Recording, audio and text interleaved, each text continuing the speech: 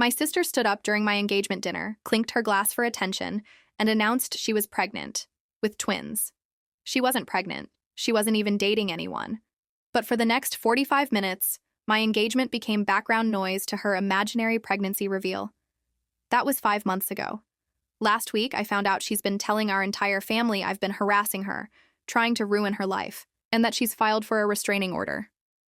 None of it's true, but everyone believes her anyway. Let me back up and explain how we got here.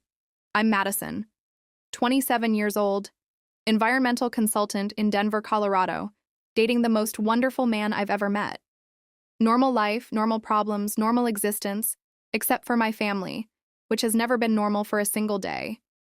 My older sister, Olivia, is what you'd call classically beautiful, the kind of blonde, blue-eyed perfection that makes strangers stop and stare. She's been modeling since she was 6. Local catalogs, regional campaigns, occasional commercial work. Nothing that made her famous, but enough to make our mother believe stardom was just around the corner. I was the other daughter. Brown hair that never cooperated. Average height, average looks, above average grades. I played cello, got straight A's, volunteered at the animal shelter. None of it mattered because I wasn't Olivia. Our childhood was basically a documentary about Olivia's journey to fame, with me holding the camera. Her modeling shoots, her auditions, her portfolio updates. Mom managed every aspect of her life while I did homework at the kitchen table, invisible. Dad tried to balance it out. He came to my orchestra concerts, helped with my science projects, took me fishing on weekends when Mom and Olivia were at photo shoots. But he was tired. Always tired. Working 60-hour weeks as an accountant to fund Olivia's modeling career, headshots, travel, portfolio updates, acting classes. The pattern of Olivia stealing my moments started when I was 12. I'd made it into the state orchestra competition, first chair cello. Huge deal.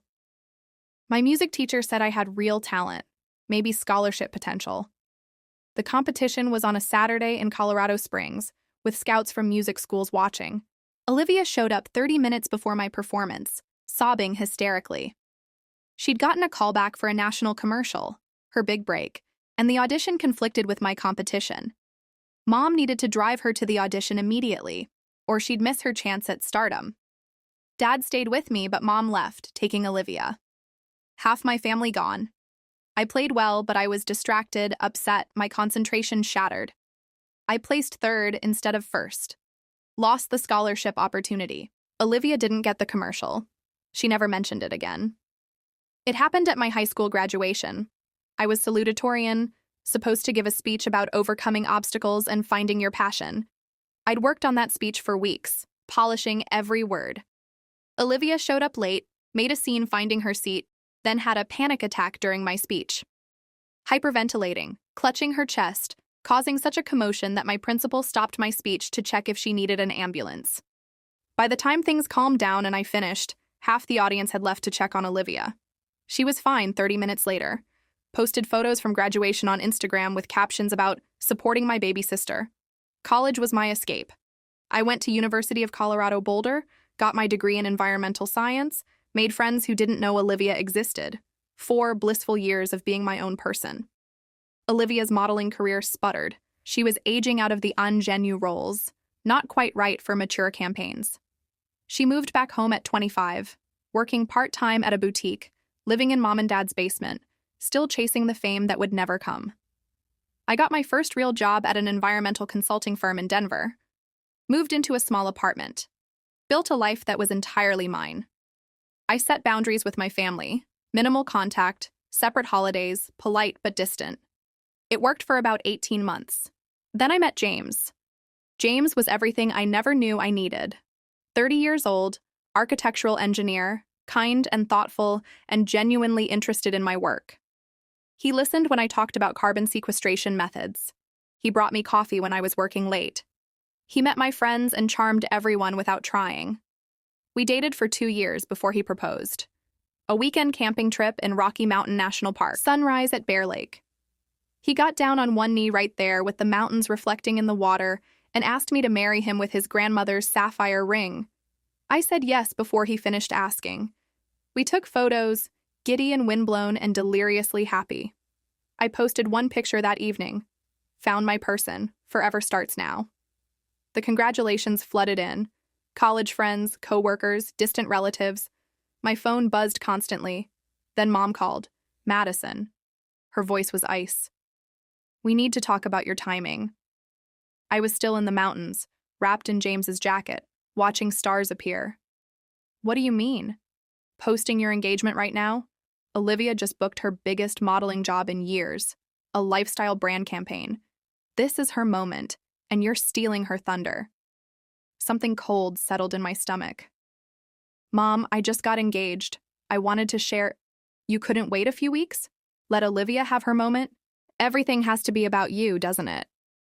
I didn't plan when James would propose. He surprised me.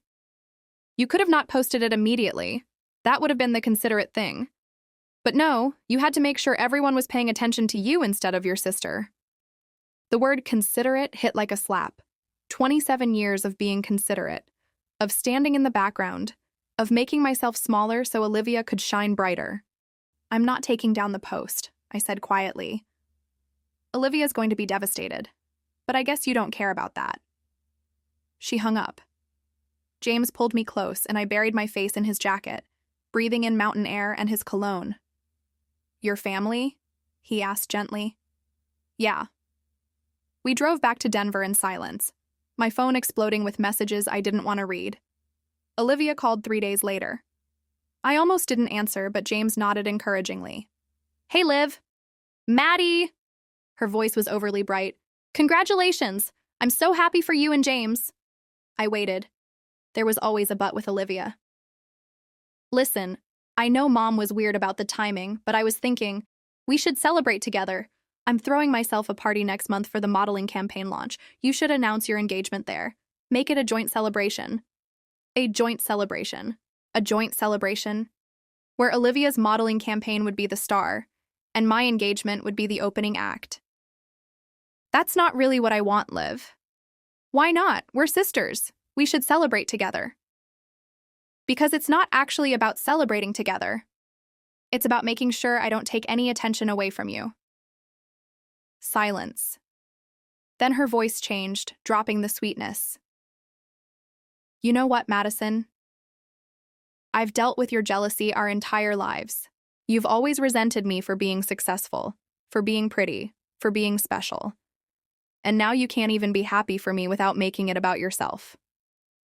She hung up. Olivia's party happened 4 weeks later. She'd somehow convinced Mom to frame it as an engagement party, though she wasn't engaged to anyone. The invitation said, celebrating Olivia's new beginning, her biggest campaign yet. Mom called me 7 times to make sure I was coming. James and I showed up fashionably late because I kept finding excuses to delay. The venue was this trendy loft space in Lodo with exposed brick and string lights. Olivia had invited everyone, high school friends, modeling contacts, distant cousins. She stood near the entrance in a white dress that looked suspiciously bridal. She saw us immediately. Her smile was dazzling and dangerous. Maddie, you came! She hugged me, whispering in my ear. Nice dress. Very practical. It was from Nordstrom Rack. How did she always know how to make me feel small? Mom appeared, gave me a brief hug that felt obligatory, and immediately started steering me toward people who wanted to hear about Olivia's campaign. James and I found a corner table, ordered drinks, tried to blend in. That's when the video presentation started. Someone had made a montage of Olivia's modeling career, photos from childhood pageants, magazine spreads, behind-the-scenes shots, triumphant music. Then suddenly, there was a photo of me, my high school graduation photo, standing on stage with my diploma. The caption read, "While Olivia pursued her dreams, her sister pursued other things." The crowd laughed. Not mean laughter, just amused chuckling. But it hurt. Another photo appeared, me at college graduation. The caption, "Madison's always been the smart one. Olivia got everything else." More laughter. I looked at Olivia. She was watching me, a small smile on her lips. She'd made this video, deliberately included photos of my achievements and turned them into jokes. Mom was laughing too. Something inside me snapped. I stood up and walked toward the front where Olivia was holding court. "Olivia?" I called out. My voice cut through the music. She turned, surprised. "Maddie? I just wanted to say congratulations on your campaign and on this beautiful party." She smiled uncertainly. "Thanks. And I wanted to thank you for including me in your video. It really put things in perspective." The room had gone quiet. "I thought it would be fun," Olivia said carefully. "Show how different we are." "Oh, it definitely did that. It showed that while you were taking pictures, I was building a career that actually helps people. While you were chasing Instagram likes, I was earning advanced degrees. While you were living in mom and dad's basement, I was creating an independent, meaningful life." Olivia's face went white, then red. "Madison, I'm not finished." My voice was steady, calm, cold. "I came here tonight to support you because that's what I've always done. Stand in the background and applaud while you perform, but you couldn't even let me have that without taking shots at me in front of everyone." Mom was moving toward us, her face furious. "Madison, that is enough." "No, Mom. It's not enough. It's never been enough. Nothing I do is ever enough because I'm not Olivia. I'm just the other daughter. The boring one. The invisible one." "You're jealous," Olivia said, her voice shaking. "You've always been jealous of me." "I'm not jealous of you, Olivia. I pity you, because you're almost 30 years old and your entire identity is wrapped up in being pretty. And beauty fades. What are you going to be when that's gone?" The room was silent. James appeared at my side. "Let's go." We walked out together. I didn't look back. My phone started ringing before we reached the car. Text messages flooded in. "Mom, how dare you humiliate your sister like that? Don't bother coming home for Christmas." "Olivia, you're dead to me. I never want to see you again." I turned off my phone. That night, lying in bed with James's arms around me, I made a decision. Olivia wanted to play games? I'd give her exactly what she deserved. The idea came to me at 2 a.m. while James slept, and I stared at the ceiling, replaying the party disaster. Olivia's modeling campaign was supposed to launch in 6 weeks. She'd been posting about it constantly. The photo shoots, the brand meetings, the incredible opportunity. She'd uninvited me from her life. Sent a dramatic text. "After your disgusting behavior, I don't want you anywhere near me." Perfect. Her entire identity was wrapped up in being special, being noticed, being envied. What if I showed her what it felt like to have your moments stolen? I sat up, grabbed my laptop, started researching. The lifestyle brand Olivia was working with was called Radiant Living, one of those aspirational companies selling overpriced wellness products. Their whole brand was authentic, natural beauty. Olivia had posted about the campaign constantly. She'd even posted the campaign hashtag #TrendRadiant with Olivia. I created a new Instagram account, generic name, random profile picture, started following wellness influencers, lifestyle brands, fitness accounts, built it up to look legitimate. Then I started researching the brand's competitors. For 3 days, I studied marketing strategies, campaign launches, brand messaging. I wasn't planning to sabotage the campaign directly. That felt too far, potentially illegal. But I could create noise, distraction, competition for attention. I crafted an anonymous email to several Denver lifestyle bloggers. "Hi, I'm reaching out on behalf of an exciting new campaign launching the same week as Radiant Living's latest project. Interested in learning more?" I sent it from a throwaway email, made it vague enough to be intriguing. 3 bloggers responded within 24 hours. I set up calls with each, using a voice modulation app and fake name. Told them I was a marketing coordinator for a stealth launch wellness brand. Asked them to post about their authentic wellness routines the same week Olivia's campaign launched. Offered small fees. Nothing about Olivia, nothing about Radiant Living, just creating background noise. Next, I turned my attention to Mom. Mom's entire identity was wrapped up in being Olivia's manager. I knew from Dad's comments that Mom's management style was chaotic. She missed deadlines, forgot appointments, relied on Olivia for organization. I called Dad. First time since the party. "Madison," he said carefully, How are you? I'm okay, Dad. Listen, I know Mom's mad, but I wanted to ask about Olivia's campaign launch. The timing seems tight. Is Mom handling it okay? Dad sighed. Your mother is... Your mother. She's got 17 different lists, none organized. Olivia's doing most of the coordination. What if someone helped? Like, what if someone sent Mom organization tools? I sent Mom an anonymous email with links to incredibly complicated project management systems. The kind with 100 features, steep learning curves, requiring hours of tutorials. Mom, who barely understood Google Calendar, would spend hours creating more chaos instead of less. Then I moved to the campaign itself. Using my fake Instagram account, I started leaving comments on Radiant Living's posts. Nothing mean, just questioning. Love your brand. Quick question. How do you ensure ethical sourcing? Your products look amazing. What are your sustainability practices? Interested in trying your line? Are your products cruelty-free certified? Legitimate questions, but asked repeatedly by multiple fake accounts. They started to look like a pattern. Like people were concerned. Other real users started asking similar questions. The comments became focused on ethics instead of excitement. Perfect. James came home one evening and found me at my laptop. What are you working on? He asked. Just research for a work project. I lied smoothly. The launch event was scheduled for Thursday evening, 6 weeks out. A rooftop venue in Denver with influencers, brand representatives, media. I couldn't stop the event, but I could create competing news. I started researching other events that same evening. Found a major environmental nonprofit hosting their annual gala. Big names, important donors, newsworthy content. I reached out to contacts from college, people in environmental journalism, mentioned the gala, suggested it would make a great story. 2 journalists bit. Started planning coverage of the environmental gala instead of the lifestyle brand launch. Olivia's guaranteed media coverage became less guaranteed. 3 weeks before launch, I made my boldest move. I'd been monitoring Olivia's Instagram. She posted her schedule sometimes. Every Tuesday and Thursday, she posted about the gym at 6 a.m. I joined that gym. Started going Tuesdays and Thursdays at 6 a.m. Not to confront her, just to exist in her space. To be a reminder that I existed. The first time she saw me, she froze. I was on a treadmill, headphones in, deliberately not looking at her. She walked past, did her workout, left without saying anything.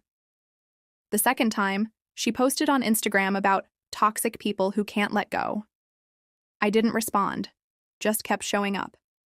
By the 4th week, she looked stressed every time she saw me. James finally confronted me 2 weeks before launch. Madison, you've been different lately. What's going on? I was monitoring Radiant Living's social media engagement, which had dropped 15%. Nothing's going on.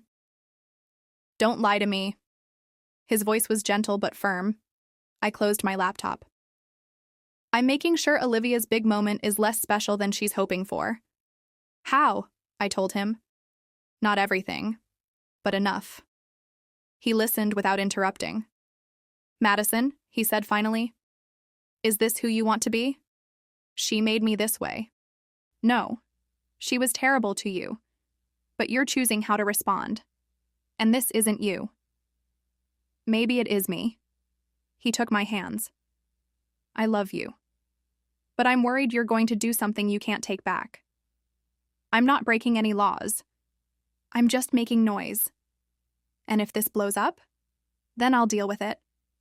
The day before Olivia's campaign launch, I created Google alerts for Radiant Living Campaign and Wellness Marketing Denver. Then I bought a ticket to the environmental gala happening the same night. I wasn't going to Olivia's event. I'd been uninvited. But I'd be at a competing event, doing something meaningful, getting photographed with environmental activists. And if those photos got posted the same night, creating competing content, well, that would just be coincidence. James came home and found me getting ready, dress laid out, jewelry selected. You're really doing this? He asked. I'm going to a gala for a cause I care about. That's not revenge. That's living my life. Madison, she's stolen every important moment, James. So yes, I'm going to a beautiful event where I'll be photographed doing something meaningful. And if that coincides with her launch, that's unfortunate timing. He studied my face. I hope you know what you're doing. I do, I said. I didn't. Olivia's campaign launch was Thursday evening at 7. My environmental gala started at 6. I spent extra time getting ready. A deep emerald dress, professional makeup, elegant updo. I looked good. Not model beautiful like Olivia, but confident, accomplished, present. James came with me, looking handsome in his suit, supportive despite the concern in his eyes. The gala was at the Denver Botanic Gardens, with string lights and sustainable catering and speeches from environmental leaders. Important people doing important work. I made sure to circulate, to talk to journalists, to get photographed with the nonprofit's founder. Posted carefully curated photos on Instagram with captions about climate action and community engagement. The kind of content that made me look purposeful, while Olivia was posting about beauty products. Around 7:30, my phone started buzzing. Text from a former high school friend. Wait, aren't you supposed to be at your sister's thing tonight? Text from a college acquaintance. Madison, your gala photos look amazing. Much cooler than a product launch. Text from mom. I see you're at some event tonight. Nice of you to support strangers instead of family. I didn't respond. James squeezed my hand. How do you feel? Good, I said, and I meant it. For the first time in weeks, I felt genuinely good. Around 9, the text got more aggressive. Mom, Olivia saw your posts. She's devastated. Are you happy now? Unknown number. You're pathetic. Trying to compete with me by going to some boring charity thing. Dad. Madison, your mother is very upset. Can you please call? I silenced my phone and focused on the gala. We left around 10, drove home in comfortable silence. When we got home, there were 17 missed calls from Mom, 9 from Dad, 3 from unknown numbers. Maybe you should listen to the voicemails, James suggested. The first was Mom, her voice tight with rage. Madison Louise Harper, you deliberately tried to ruin your sister's night. She saw your posts. Everyone saw them. People were asking why you weren't at her event. You humiliated her, again. I don't know what happened to you, but this isn't the daughter I raised. The second was Dad, sounding tired. Madison, your mother is very upset. I know you and Olivia have issues, but tonight was important to her. The third was Olivia, her voice breaking. I don't know why you hate me so much, but you win, okay? You ruined my night. Everyone was talking about your stupid gala instead of my campaign. Are you happy? I put the phone down, hands shaking. James wrapped his arms around me. Second thoughts? No. Yes. I don't know. I turned to face him. She's done this to me dozens of times. Why do I feel guilty for doing it once? Because you're not her. You're better than this. I don't want to be better. I'm tired of being better. I didn't sleep that night. I kept checking Instagram, watching as Olivia's campaign launch posts got modest engagement. Nothing spectacular, just average reception. My gala posts got more engagement than expected. Friends commenting about the important work, sharing the content. I'd won. I'd successfully competed with Olivia's big moment and come out looking better. So why did I feel hollow? The next morning, my phone rang at 7 a.m. Dad. Madison, we need to talk, in person, today. Dad, I don't think... Your sister is in the hospital. She had a severe anxiety attack last night. Your mother found her hyperventilating in the bathroom, couldn't breathe, thought she was having a heart attack. They kept her overnight for observation. My blood went cold. Is she okay? Physically, yes. Mentally, she's a mess. Madison, I know you two have problems, but this has gone too far. I didn't do anything illegal. I went to an event I cared about. You deliberately tried to compete with her big night. Don't pretend you didn't. And now she's in the hospital because the stress broke her. Dad, she's had fake panic attacks before. At my graduation, this wasn't fake. She's been admitted, Madison. Medical records. This is real. We agreed to meet that afternoon. I spent the morning feeling sick, James working from home. I didn't mean for her to end up in the hospital, I said. I know you didn't. I just wanted her to feel what I've felt. Just once. I know. Why do I feel like the villain when she's been terrorizing me for 27 years? James pulled me close. Because hurting people hurts, even when they deserve it.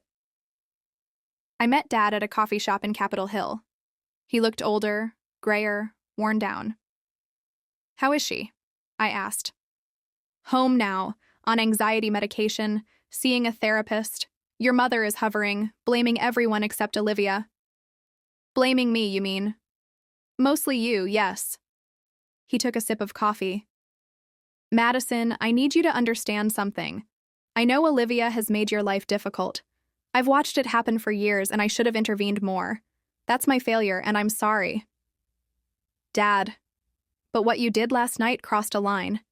You deliberately competed with her event. You made her big moment about you. That's exactly what she's always done to you, and you became her." The words hit like a punch. I'm nothing like her. Last night you were. Last night you did exactly what she's done to you your whole life. Tears burned my eyes. You've always chosen her over me. That's not fair. It's completely fair. You let Mom obsess over Olivia while I raised myself.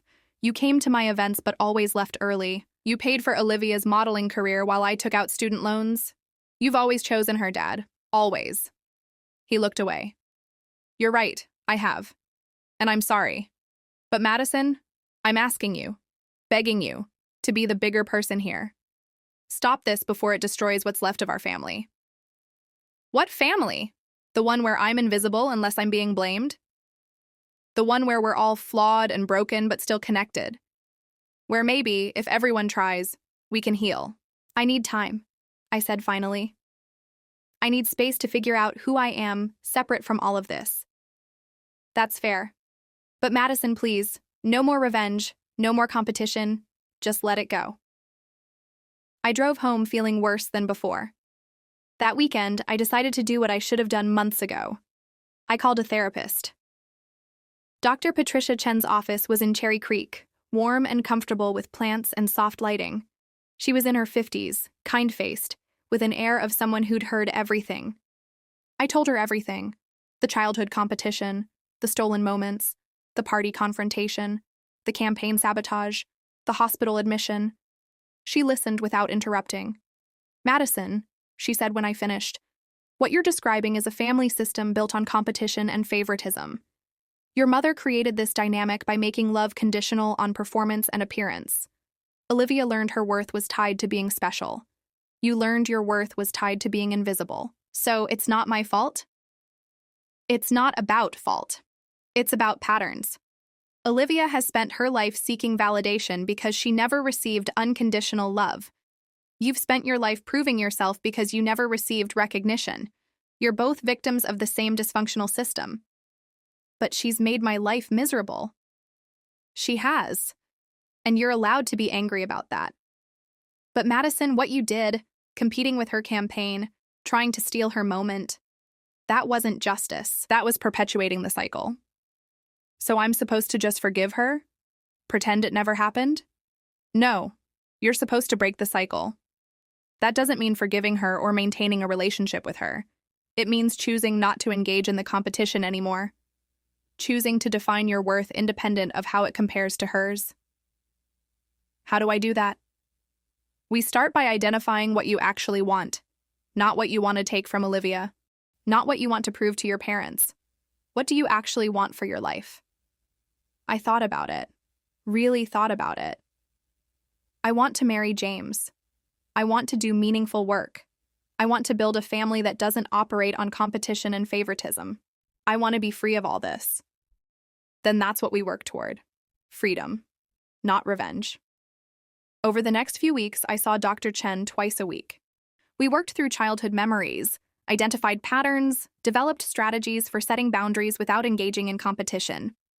James came to one session with me. We talked about how my family dynamics were affecting our relationship, how my need to prove myself was creating stress. "I just want you to be happy," he said, holding my hand. "Not happy because you won something or proved something. Just happy. I want that too." Meanwhile, I stopped monitoring Olivia's social media, deleted my fake Instagram accounts, stopped caring about her campaign's success or failure. It was harder than I expected. I'd spent so many years defining myself in opposition to her that I didn't know who I was without that framework. But slowly, I started to figure it out. I was Madison, environmental consultant, fiancé, friend, cello player, hiker, book lover, person who cared about climate change and animal welfare and making a difference. Not Olivia's sister, not the overlooked daughter, just Madison. 6 weeks after the campaign launch disaster, Olivia called. I stared at my phone, debating whether to answer.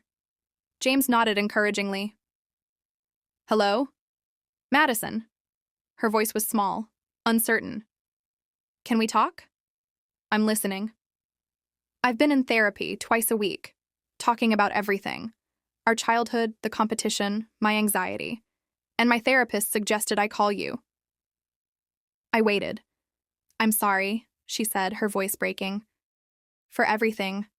For the video at my party. For making your engagement about me. For every graduation and concert and achievement I ruined. For spending our entire childhood making you feel invisible. I felt tears burning my eyes. Okay. Okay? I hear your apology. I'm not ready to forgive you yet. Maybe I never will be. But I hear you. That's fair. More than fair. She paused. Can I tell you something? Sure. My campaign flopped. The brand dropped me after 2 months, said I didn't have enough engagement, enough authenticity, and when they told me, all I could think was, Madison was right. I'm almost 30, and I have nothing real. No career that matters, no real friends, no purpose beyond being pretty. Live! No, let me finish. I've spent my entire life performing. For mom, for photographers, for Instagram followers. I don't even know who I am without an audience. And when you competed with my campaign launch, when you made it less special, it broke something. But maybe it needed to break. Because I was living a fake life. What are you going to do now? I don't know. Therapy. Figure out who Olivia actually is beyond the pretty face. Maybe go back to school. Find something that matters. She paused. What you did, competing with my launch, it was cruel. But also maybe necessary. Like sometimes you have to break something completely before you can rebuild it right. We talked for another hour. Really talked. About our childhood, our parents, the impossible standards we'd both been held to in different ways. When we hung up, I felt lighter. Not forgiven, not reconciled, but lighter. James found me on the couch, crying quietly. You okay? He asked, pulling me close. I think so. Olivia apologized. Actually apologized. Took responsibility. How do you feel? Like maybe there's hope. Not for us to be close, but for us to both heal and move forward. That's good. That's really good. 3 months after the campaign disaster, James and I got married. Not a big wedding. Just 50 people at a botanical garden in Boulder. Afternoon ceremony, dinner at our favorite restaurant. Simple, intimate, ours. I invited my parents, didn't invite Olivia. It wasn't vindictive. It was self-preservation. I wasn't ready to have her at my wedding, to risk her making it about herself somehow. I told her on the phone 3 weeks before. I'm getting married in April. James and I are doing something small. I wanted you to know, but I'm not ready to have you there yet. Silence. Then, I understand. That's fair. It is? Madison, you don't owe me anything. You don't owe me forgiveness or inclusion or a relationship. I spent our entire childhood stealing your moments. You're allowed to have this one without me. Thank you for understanding. Can I send a gift? You don't have to. I want to, if that's okay. Okay. The gift arrived 2 weeks before the wedding. A beautiful leather-bound journal with my name embossed on the cover. Inside, the first page had a handwritten note. Madison, I hope you fill this journal with your life. Your achievements, your thoughts, your moments, all yours. No one stealing them, no one making them smaller. Just you, living fully. Love, Olivia. I cried reading it. James held me while I processed years of pain beginning to soften into something else. Not forgiveness yet, but maybe the path toward it. The wedding day was perfect. Clear April sky, flowers blooming, mountains in the distance. Dad walked me down the aisle, crying quietly. Mom sat in the front row, also crying but trying to smile. James stood at the altar looking at me like I was the only person in the world. We wrote our own vows. His were about choosing each other every day, through the messy and the beautiful. Mine were about building something real, something that couldn't be stolen or diminished. When we kissed, I heard Dad whistle. Mom laughed. Our friends cheered. It was my moment. Completely, entirely mine. The reception was exactly what we wanted. Good food, better wine, dancing with people who genuinely loved us. No performances, no competition. Just joy. Mom pulled me aside around sunset. "Madison, can we talk?" We walked to a quiet corner of the garden. "Your wedding is beautiful," she said. "You're beautiful. And I need to apologize." "Mom, no, please let me say this." She took a shaky breath. "I failed you. Completely, utterly failed you as a mother. I was so obsessed with Olivia's modeling career, with living vicariously through her beauty and success, that I completely neglected you. I didn't see your achievements. I didn't celebrate your moments. I made you feel invisible in your own family." Tears were streaming down her face. "I've been in therapy for 2 months, working through why I did what I did. And the truth is, I was scared of you. You were smart and capable and independent. You didn't need me the way Olivia did. Or at least that's what I told myself. The reality is, I was intimidated by you. By your intelligence, your strength, your ability to build a life without my help. Mom, I needed you. I needed you so much." "I know, and I wasn't there. And I'm so, so sorry." We stood there in the garden, both crying, years of hurt finally being acknowledged. "I don't know if I can forgive you yet," I said honestly. "I understand. But I'm asking for the chance to try. To be a better mother moving forward. To show up for you the way I should have all along." "Okay," I said. "We can try." She hugged me, and for the first time in years, it felt real. James and I honeymooned in New Zealand. 2 weeks of hiking, exploring, being completely present with each other. No family drama, no competition, just us. When we got back, there was a package waiting at our apartment. From Olivia. Inside was a framed photo I'd never seen before. Olivia and me at age 5 and 6, arms around each other on a beach somewhere, both grinning with missing teeth. A note was attached. "Before everything got complicated. Before I learned to compete instead of love. I want to find our way back to something like this. No rush. Just hope. Live." I put the photo on our bookshelf. Not prominently, but there. A reminder of what we'd lost and what might be possible. 6 months after the wedding, Olivia called with news. "I enrolled at community college, starting in January, business program. I want to learn about sustainable fashion, ethical marketing, build something real." "Live, that's amazing." "I'm terrified I'll be terrible at it, but I'm doing it anyway." "You're going to be great." We started meeting for coffee once a month. Awkward at first, both of us careful with our words, testing boundaries. But slowly, we found a rhythm. She told me about her classes, her struggles with math, her excitement about marketing ethics. I told her about work projects, house hunting with James, our plans for the future. We didn't talk about the past much, not yet. We were building something new, and the foundation was fragile. Mom started calling me regularly. Sunday mornings. We'd talk about normal things. Her book club, my work, recipes, weather, simple conversations that felt revolutionary. She'd started volunteering at a women's shelter, helping women rebuild their lives. "It's taught me a lot," she said during one call. About how we define ourselves, about second chances, about choosing to change even when it's hard. Dad and I had lunch once a month. He asked about my work, actually listened to my answers, remembered details from previous conversations. "I'm proud of you, Madison," he said during one of these lunches. I should have said that more. Should have shown it more, but I'm saying it now. I'm proud of the woman you've become. Thanks, Dad.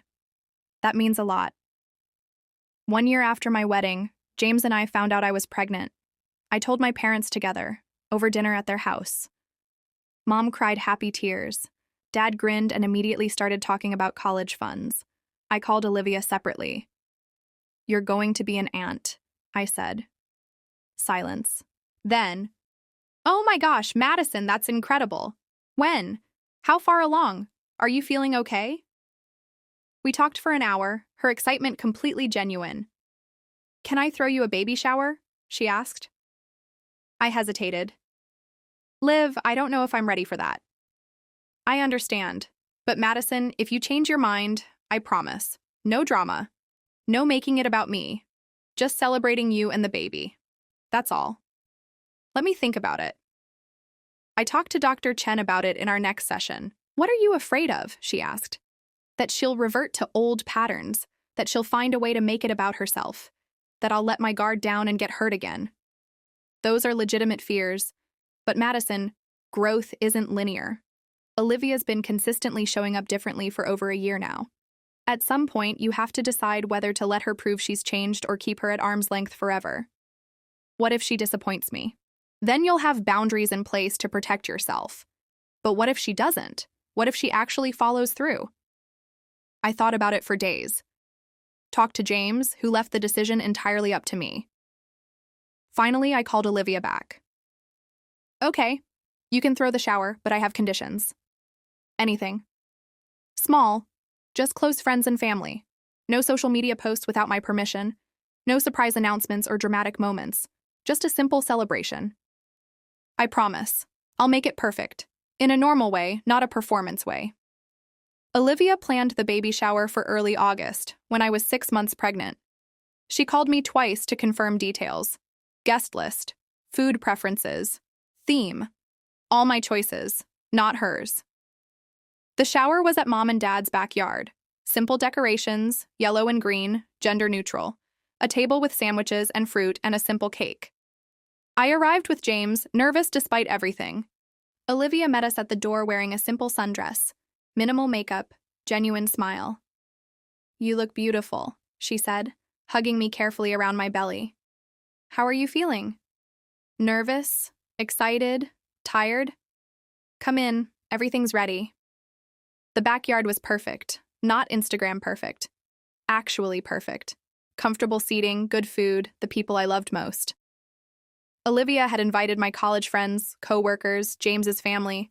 Small, intimate, exactly what I wanted. Mom pulled me aside as guests arrived. "Your sister worked so hard on this," she said. "She wanted it to be perfect for you. Not perfect for photos or performance, perfect for you." Games were simple and fun. No awkward moments, no competitions, just laughter and celebration. When it came time to open gifts, Olivia handed me a small wrapped box separately. "This is from me. You don't have to open it now if you don't want to." I opened it. Inside was a handmade baby blanket, soft yellow yarn with tiny white stars. "I learned to crochet," Olivia said, her voice uncertain. "Took me 3 months. It's not perfect, but I made it myself. For your baby." I started crying. "It's beautiful, Liv.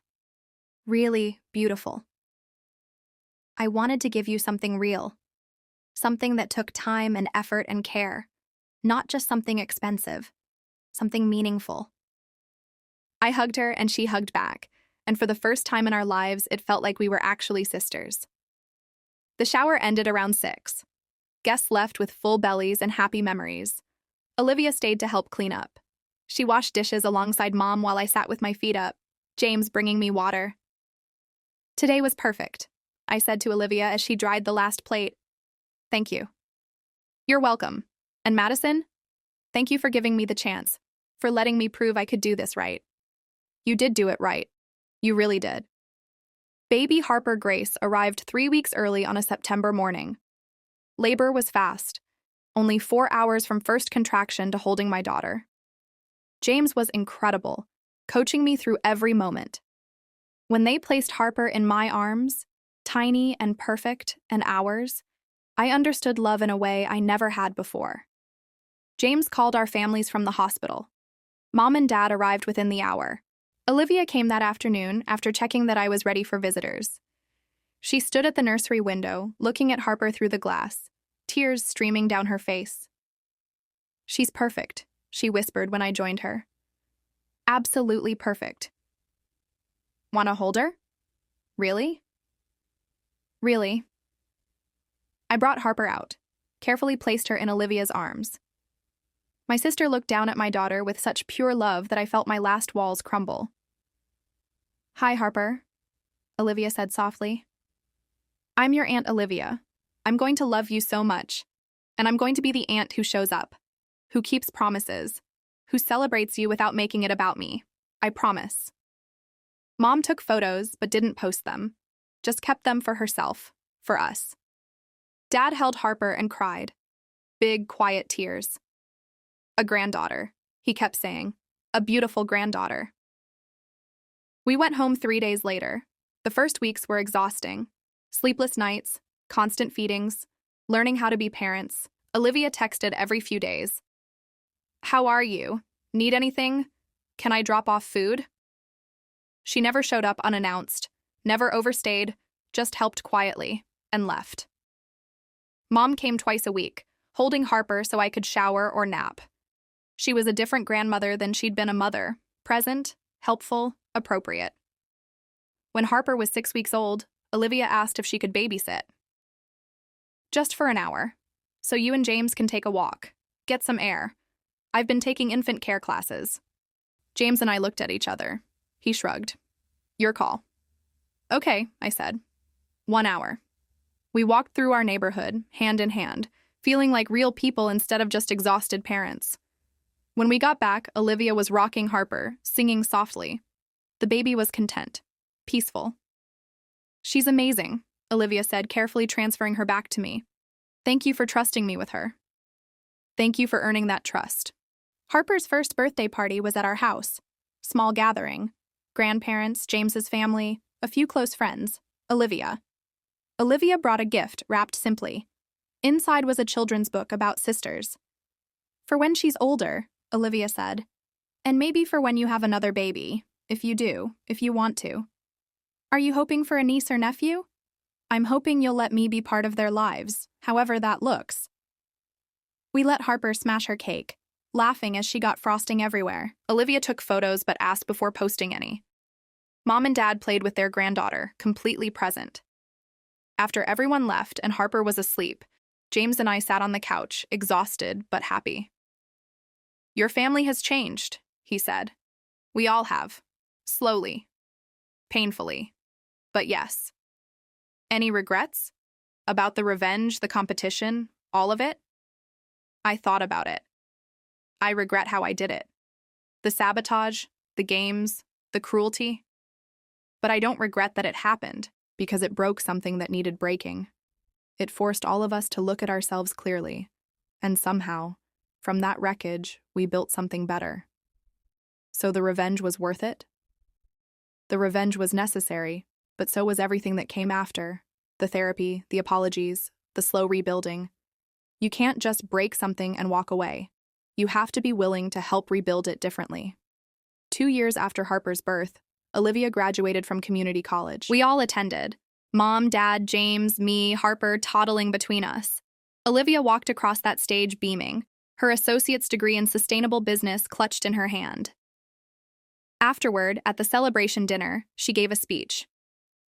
"I want to thank my family for not giving up on me, especially my sister Madison, who loved me enough to hold me accountable, even when it was hard, even when I didn't deserve it, even when it would have been easier to just walk away."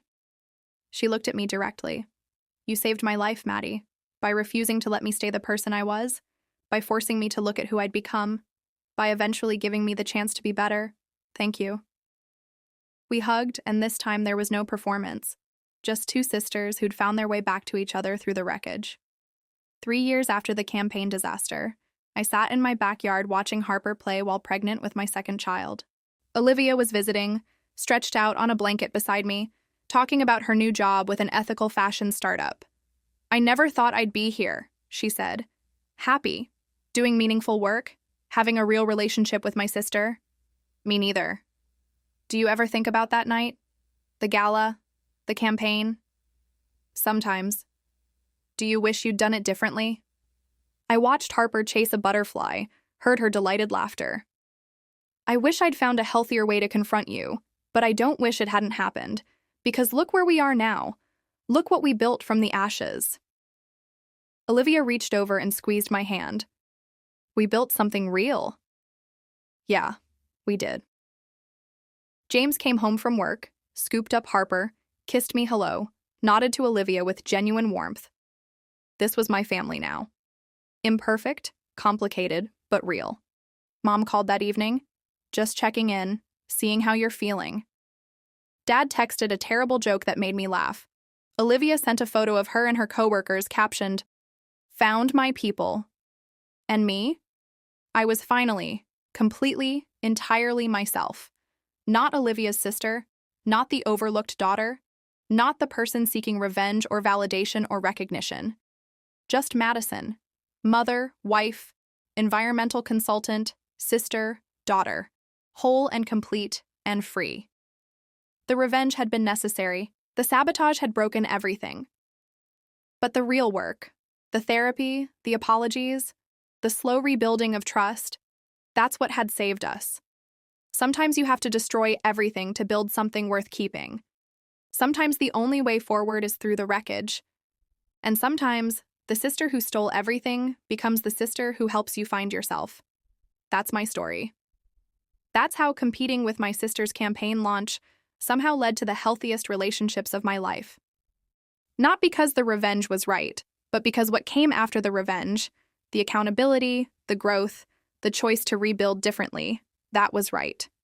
If you're reading this with your own family wounds, your own desire for revenge, your own complicated relationships, I won't tell you not to act. But I will tell you this. Revenge is just the beginning. What matters is what you do after. Whether you're willing to look at yourself as honestly as you look at them, whether you're willing to break the cycle instead of perpetuating it, whether you're willing to build something new from the ruins, the aftermath is where real change lives. And real change, it turns out, is where real peace lives too. Harper called from the backyard. "Mama, look!" holding up a dandelion like it was treasure. I smiled, got up, went to see. This moment, this simple, beautiful moment, entirely mine. No one stealing it, no one diminishing it, just me, living fully. That's the real revenge. Not hurting the people who hurt you, but building a life so rich and real that their opinions don't matter anymore. That's freedom. And freedom was worth every painful step it took to find it.